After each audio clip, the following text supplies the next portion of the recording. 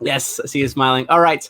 Now, what are some of the practical step-by-step things that B2B brands can do now to inject some of that creativity and emotional element which you're talking about? What I would always suggest, right, whenever it comes to creating content that has empathy, really is to firstly know why you do what you do. Because without vision, your content will perish. Without a purpose, your content will fail. So really understand what is your objective and what is your purpose or intent. What is your desired ideal outcome when you create? Second thing is to understand your audience. Not all platforms are created equal for all content. If you're trying to target the young, maybe the age range of 18 to 24, you'll probably push it on platforms like YouTube or even TikTok or Instagram. Different target audiences have different viewing patterns, and the way they consume media is very, very different.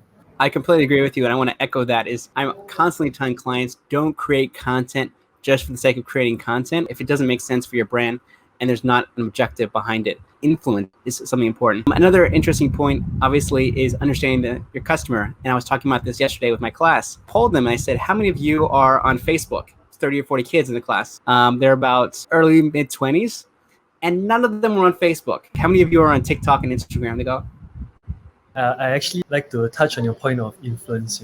Whichever platform that the brand has the most influence on should be where they need to focus their efforts towards. You don't have to repurpose on all different platforms. I have found that most of my content actually works on LinkedIn. So I interviewed Simon, who's very well known in social media space here in Asia, and he told me about the 1.5 rule. And he mentioned that you should focus on 1.5 channels. The bulk of it is spent on LinkedIn, and then a smaller percentage of his time is spent on Twitter, repurposing it there. Give us 3 tips on content creation specific for LinkedIn. For me, one of the keys is the psychology of even creating content in the first place. You talk about the concept of selfish versus selfless content. Is it something where it's like a pat on the back type of content for yourself, can make you feel good, but doesn't add any value to the audience?